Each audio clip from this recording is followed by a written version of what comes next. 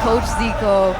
We're going straight into the drafting phase here for game number 1 between Blacklist as well as Occupy. We'll see how this drafting phase pans out. All right, let's just get right into this, and straight away, I heard you guys. I overheard your little conversation with Leo. Tell me more about these scrims, because again, we're seeing so much Novaria ban, and speaking of which, I wanted to bring up the Minotaur, and almost instantly we see the Diggy ban coming up from Occupy. For me, since they banned Diggy, I think high chance, because they already played Mino, and they played well. So I think they will take it. Your fun is all that matters. Maybe in these 3 picks, but for the first pick, they still have Arlot. They still have Arlot. Why are we leaning towards Arlot? Why aren't we thinking about along the lines of maybe even Yves almost? Because we did see the Farsa ban come out from Occupy as well. Yeah, because for me, if I were in their position, I would take Arlot, and then I want to give Blacklist their Glue and Faramis. And then for my second and third pick, I will take Mino. I gotta write this down. Somebody got a pen. I need to write this down. Throw that over to me, because this is great, right? And I'm surprised. Why actually let the Glue over to Edward? Like, isn't this one of his more signature picks on the weak side of the map, and he can honestly dominate at the same time? For me, the power of light and Glue is not really reliable in this patch, because Arlot has better micro, can macro, and the skills cooldowns much. Can outplay, can sustain. Yeah. I totally get you. Yeah, more to do there. So it looks like they're gonna go for a Kaja first, and I think that throws the Mino out the window. Like no Mino. Yeah, no. I think Mino. they will take for Black. They will take Valentina. Valentina seems already good. I mean, it's already a good ultimate to steal. That's a US special. Then what are they going to pair it up with? Again, every time when I look at a draft, I'm thinking, right, how do you pose the next question to your opponent? Maybe Fredrin. Ooh, that's a good shout. Arlot gets picked up from the side of Blacklist International. 89% overall pick and ban rate, but a 50% win rate. Personally, for me, I thought it was going to be higher overall. Yo, if there's anything Zico knows, it's his old teammate. There's the Fredrin. He's nailing it. But even for Occupy, instantly carrying as well as Glue. I think they're so ready about this, because they already picked. So for Blacklist, I think they will Valentina or Eve. Valentina or Eve. Is this the Coach Ola special? This is how quick Ola is on the trigger when you guys were working together. Just pow, I know it. Because if like that, it's already planned. It's already planned. And this is for game number 1 as well. And they're not even the ones who really... I mean, it's a coin toss to see who starts off on the first pick or even the second pick. So preparation-wise, having both covering all the angles? Speaking of which, before this pick even comes out, Coach Zico, what do you prefer these days in the current meta game, red or blue side? Your team is Red side. Red side.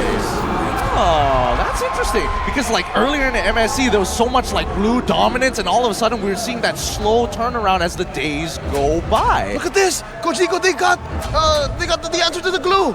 He's gonna blow up that Glue. The Faramis. I think that's. I don't know. It's outdrafted for me. Is that something Ola didn't see coming? Ola didn't see coming. Yeah, maybe. Oh man, that's a little scary then, right? Coming to the second phase, but we do have a stat here for the queen herself, right? Both Oh My Venus, says Florian and the Diggy have had 100% win rate during MPL PH Season 11.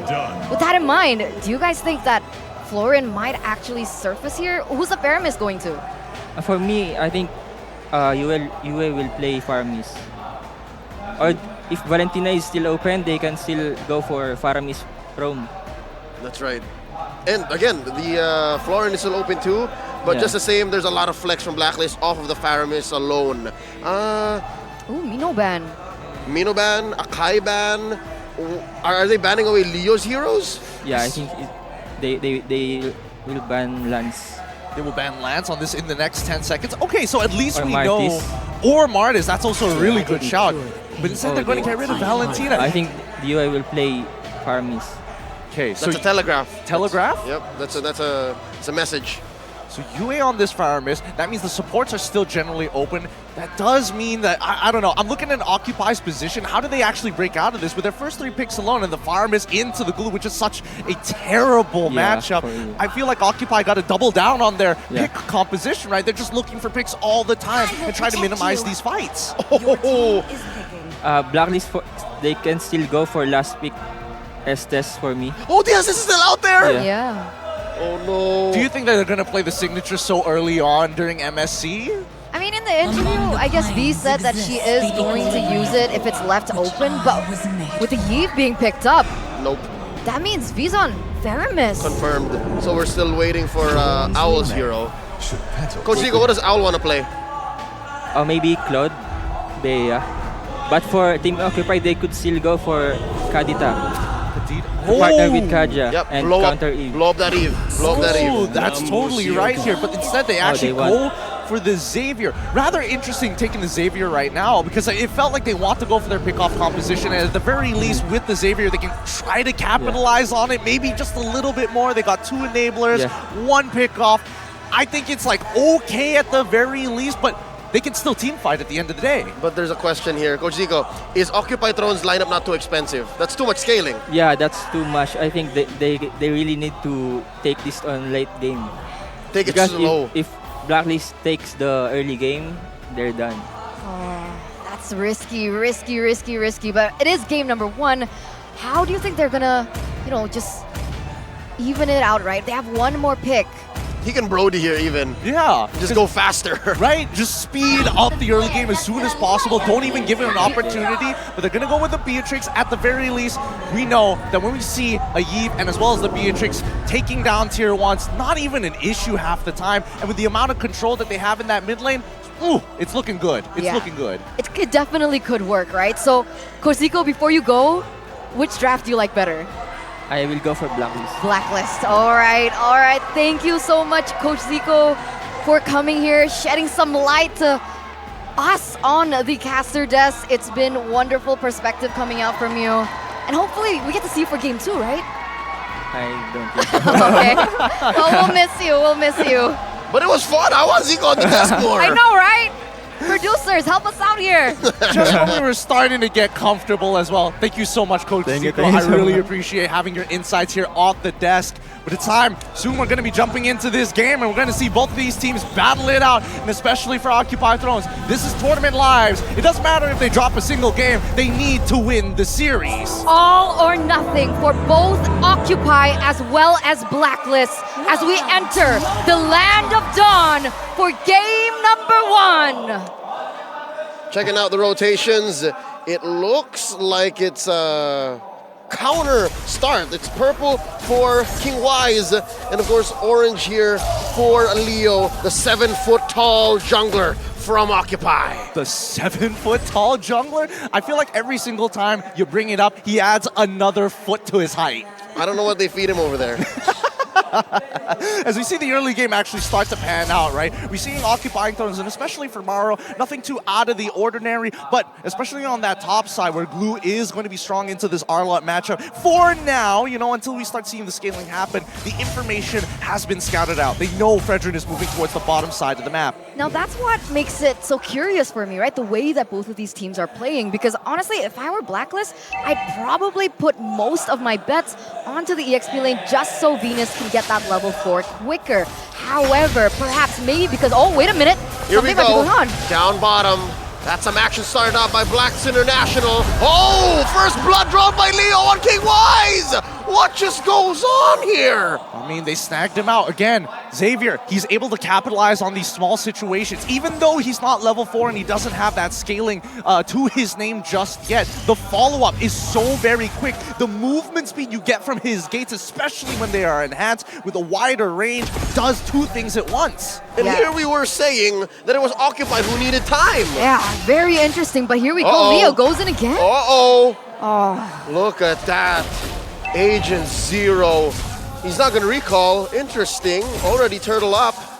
That was very close. That was very close. And look at them just really wreaking havoc here in the early game and the way that they're able to control this upper side of the map. Look at Alpha, look at Maro, the way that they're positioned. They're trying to zone you away as well as Venus, so Leo can get this uncontested. That's 4 men taking it. Clear victory here for Occupy Thrones. And they're gonna oblige. Oh my Venus here, pulling over Leo. Spends that retribution, slowing down the Queen. They are deep behind enemy territory. Look at Wise. Oh, Grand Theft Orange. Yep, he's going to make sure that he, at least, I'm not going to be there for the turtle, so therefore I'm going to take all of your jungle while I'm down on the bottom side of the map. Make sure that at least there is some kind of cash flow working for Blacklist International. I will say, though, they were holding Edward quite a while up on that top side of the map. And by the way, Unbending Will. That is a bending wheel, but now look at mid lane. RWM by Yue, but it's not going to be enough to save Oh My Venus. Leo gets another. Alpha gets on out of there. Not enough damage from Owl just yet. What's going on? Occupy's winning the last 2 or 3 big engagements here. Yeah, you can see that being reflected to their economy, right? 1,200 gold lead already. And this is completely the opposite of what we expected from the drafting phase. Blacklist with the Beatrix, with the Fermis, and even the Eve, especially after level 4, should be able to have more say when these team fights go down, but what we're seeing is the exact opposite. How are they doing this? I think a lot of this is to the testament of Leo, right? His mechanics are keeping him extremely sharp. He's maxing out his stacks just so when he does go in for the puncture, it really hurts, or even the Thorn Rose, right? For the rest of the team, and especially for Owl, he's got to play it a little safer because he knows that Occupy have hounded him on this bottom side. Owl forces the flicker, but the DJ comes in. Owl didn't see that coming. He goes down. That's a kill going over to Occupy once more, and they're pressuring gold lane. Look at Oh My Venus and Wise. There's only so much they can do. Underneath this tier 1 down bottom, Leo dives in. That's a fan execution spent in, plus a puncture. Force the flicker from the Queen. Leo gets the kill. And there's the RWM by Yue, and they're still going to punish Wise. Vengeance going down, and here we go. Split from the glue. There's the final slash flickering on out. Occupy traded. Oh, what a rotation here. They're calling in Alpha. They're calling in all the guns to make sure that whenever they make a movement, they can capitalize on it 120%. They're not leaving it to chance, and I feel like Blacklist, they're trying to be as hyper-efficient as they can, but a couple of missed mechanics, a couple of unfortunate positions, even with the RWM at times, you can see that maybe for the newcomers, the new bloods even, a little bit of nerves, but keep in mind, Edward is going to be looking to the rest of them. They're going to be trusting in the Queen's call overall to make sure that the team stays tight as possible. So it only gets better better here on out for Blacklist International. Yeah, it's insane to see the development, right, from both of these teams right now after those few team fights. But so far, it seems like Owl, who should be having a better time in the lane, is already behind. Like, you can even see it in the EXP disparity, and that's exactly what Occupy wants up until this stage, and it's looking bleak, especially now that both of these teams are going for the next objective. That's a 2v2 up top. Turtle has been reset. That's the split already spent up. Edward knocking him up. There's the possession coming in, the pull onto Wise. Oh, Appraiser's Wrath coming in. There's another knock-up. Turtle still standing, a third of its life in. And they are going to let go. Down bottom, though. They pop the Queen once more. Kill going over to Speedy, but the Turtle goes over to Blacklist International. You can see how they're dividing and conquering, and now Blacklist are starting to adapt, figuring out where the movements are going to be. But Occupy, they want to continue this oppression down on the bot side of the map. The fact is, Speedy is still alive. He's got quite the goal lead on his hands against Owl, who's just trying to survive. Yeah, it's so unfortunate, right? You're not accustomed to seeing this. Sure, has some damage here, but up until this point, she's not able to reach her power spike just yet. Oh, the RWM keeping them where they need to be. Owl pops Speedy, and now from the west, there's another. Oh, that's a double for Owl. Oh, Smile was misplaced, and there's the Appraiser's Wrath and the knock-up. still lacking the taunt, forcing out a flicker from Maro. Yue takes down the Kaja, and Leo is in trouble. There's a puncture on out, but look, Wise gonna catch him, and will Wise finish? Oh, there it is. It's not enough. The taunt finally gets him down. Venus gets sweet revenge. Yep, this is a collaborative effort coming in from Blacklist International. Right now, they've fully adjusted to how Occupy have been playing the game. They made these off-tempo plays. They didn't expect Occupy to kind of disrespect the protocols that we're all used to when it comes down to these neutral fights. And now that they've adjusted, the entire team has kind of realigned themselves, and the calls coming in for Oh My Venus, impeccable as always. Oh no. That's a 3-man rotation up top.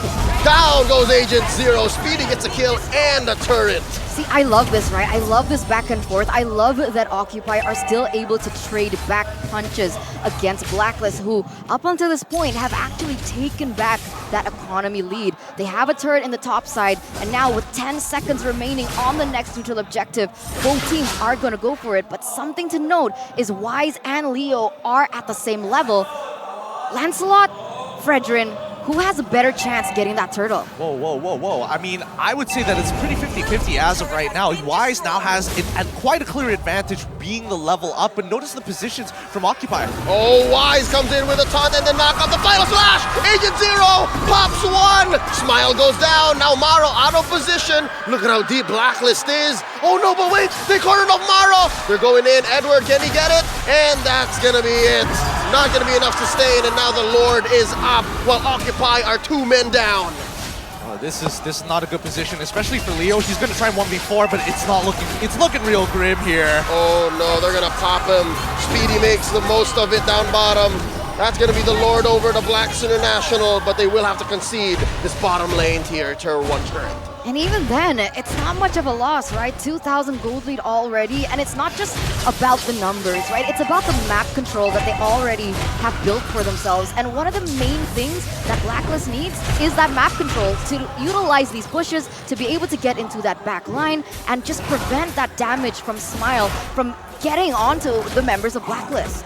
Yep, and now with the Lord pushing down on all sides, Lord Empowered Minions pushing it down from all sides, everywhere. Blacklist International, notice that the movement's coming up from specifically Owl. He feels like he's going to get targeted again. And even for Edward, he doesn't mind too much, but at least with Wise, fishing for that information, knowing that at the very least, he can withstand the damage, and it doesn't really matter. He's got an early immortality, makes it even more of a reason why opening the map for him is going to be the best solution. Interesting. An early immortality for the Fredrin at 9 minutes. Well, I wonder how many items he's built up. Now Blacklist threatening this mid lane tier 1. Look at the back line. The sandwich play from the duo Edward and Wise. Now forcing a flicker away from Alpha as he goes for the split. And down bottom, it's Smile. Up top, it's Leo. Occupy seem to be scrambled. Yeah, it doesn't look like they wanted to commit onto that, but they also wanted to look for something else on the map, but even that they weren't able to achieve it just yet.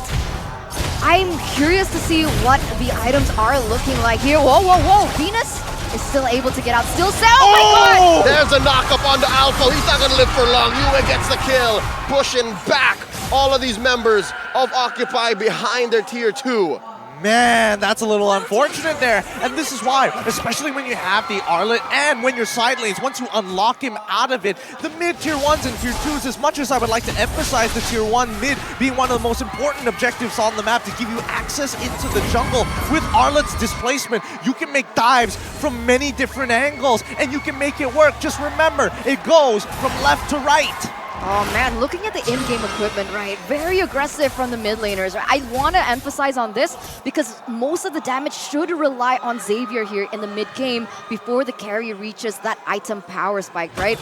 Only 2 items for him right now. Not enough damage in my opinion. It is going to feel onto Owl, but other than that... They oblige Alpha. He wasn't expecting that much damage. They pop the XP laner. Now that's a concealed play. Look at this underneath. Leo might be off position. Smile goes down.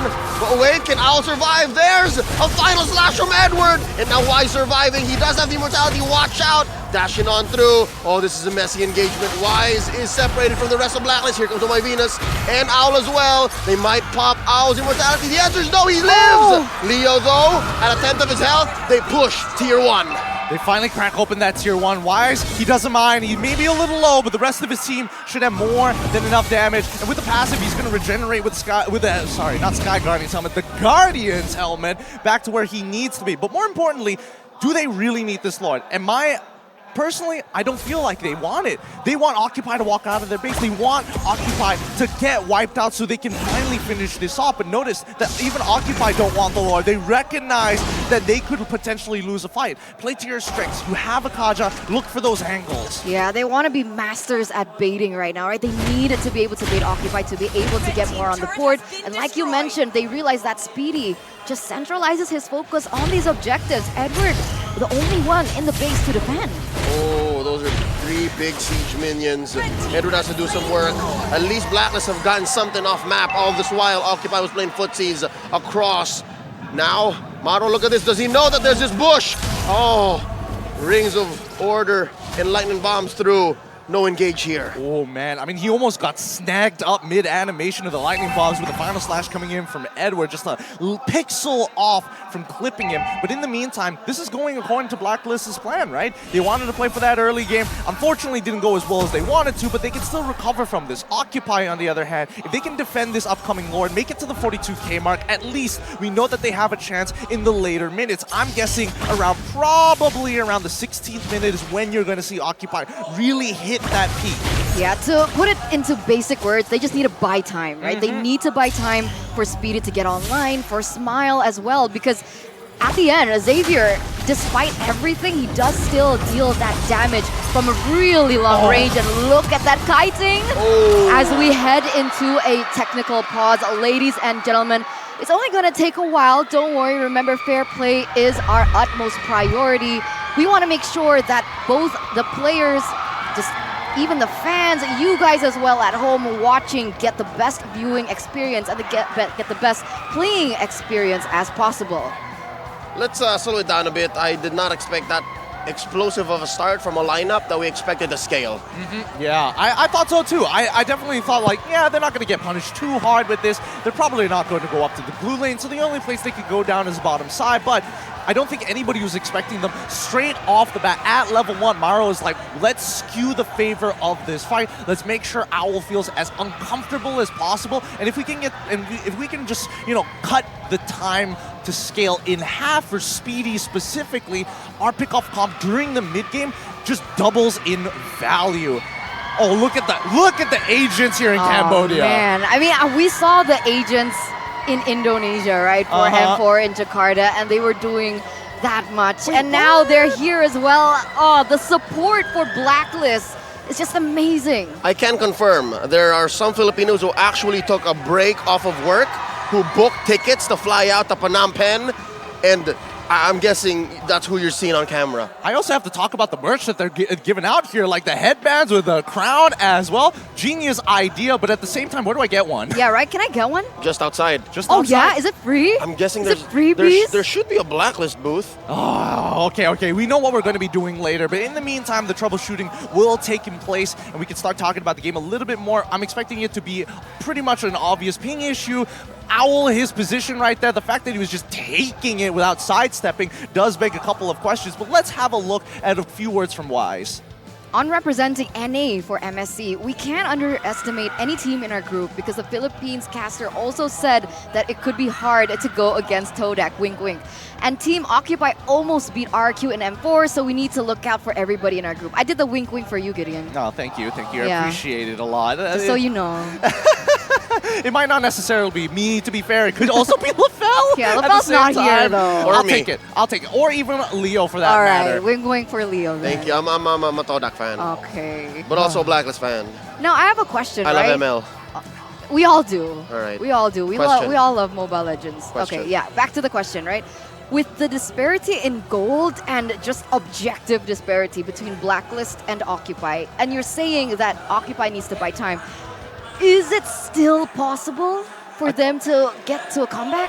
I think they're going to have to sacrifice some inhibitors here, but let's jump back into the fight. Whoa! Real world manipulation. Enough of a box to threaten the kill here. Eventually gets Maro, and there's an ult coming in from Owl. They do clear the wave. Occupy still breathing, and they take down the Lord as well. But there's still this huge wave crashing through. They did kill the minion, the siege minion. Down goes Smile, down goes Leo. Alpha as well. Where's Speedy? Defending down bottom. He's clearing that wave, but here comes Blacklist, making a beeline for the base. Ladies and gentlemen, what a statement from the M3 World Champions. They wipe out Occupy, but they're still breathing. Maro here, a little too hasty there. Yeah, Speedy gave up his life just to get rid of that low minion, and now Maro himself might have to do the same with the collapsing of the waves. RWM, Maro gets his immortality popped, and just like that, Blacklist takes game 1. Wow, Blacklist lead the series here. Best of 3, and it's funny, right? I asked you the question, is it still possible?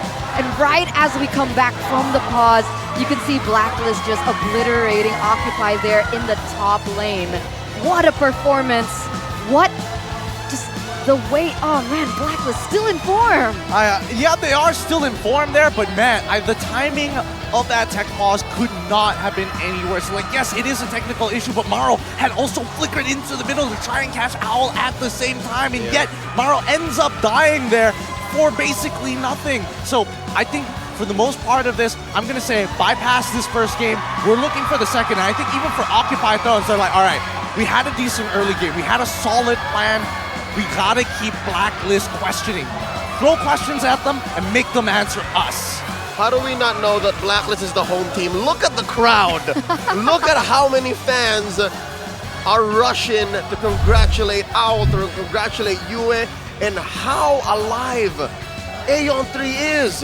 This is amazing. Yeah, we love it here. We love the crowd. And it's each and every game, right? It's not just Blacklist, it's not just a certain team, but these people come through to enjoy the game. The kid knows the pose. The kid knows the pose too. I love it. Stardom young. But here's one thing to bring up, all right? Not to take away anything from Blacklist's victory here that they just claimed in a snap. I'd like to say if you took a screenshot of the first 5 minutes of the game, who would have thought that we ended this way? Occupy put up a great fight. They started off with a bang. I think that's the main idea, right? It's not only just starting off with a bang, but also catching Blacklist with their feet tied a little bit, because Blacklist is very used to just dealing with teams who play extremely standard, following the protocols of setting up for specific timings, turtles, buffs, same every single time.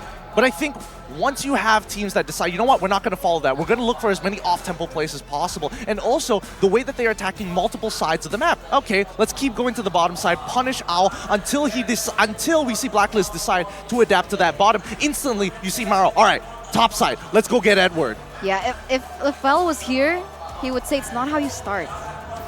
It's how you finish.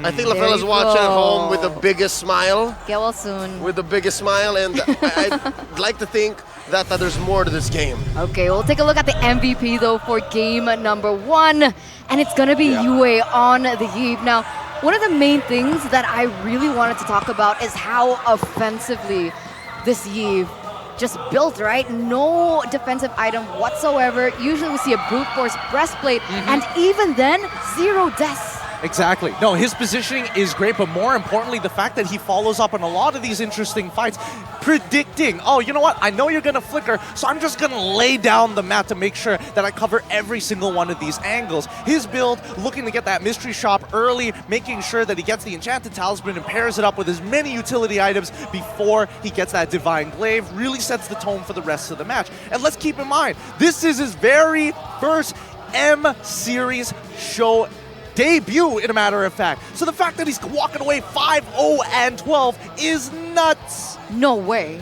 Are you telling me that he's never been on an international stage yet before? Well, he did SEA Games, right? He did SEA Games. That's why I said International. Okay. SC and M Series. But that's how he performed? That's insane. Right? You know, because remember, before Coach Zico left, we were talking about pressure, right, of the stage and so on and so forth.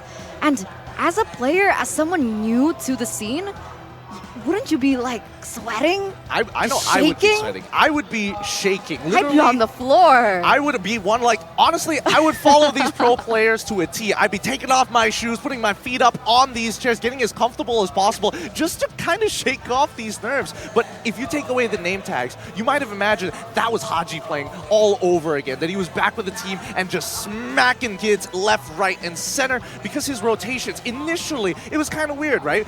We did see him control that mid lane, and that he was kind of doing his own thing until he gets the information from V. It's time to change. It's time to adapt. We need to make sure that we can cover for our boy on the bottom side, Owl, so he doesn't receive so much punishment. I mean, yeah, now that you mention it, right, taking a look at the replay here, just look at that, right? And even if he positions a little bit off, like, you can see that Blacklist, the other members, are just so quick to just defend him and just support him and make sure that nobody is able to get into that back line. And see, even here, Owl is still just waiting there in the back line to deal some damage on to the Leo.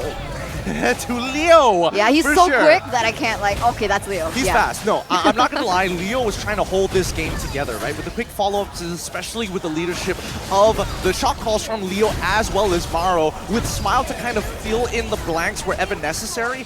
We're expecting to see, a couple of change-ups, and that's what we saw. Like, Speedy and Alpha were working together on the opposite side of the map to try and fake out Blacklist, but they did not buy the bait. And once we finally get into these last few moments, I think Blacklist, once they've been unlocked from that lane and can start walking in and out of the enemy jungle, I think Occupy got really uncomfortable not playing the front to front.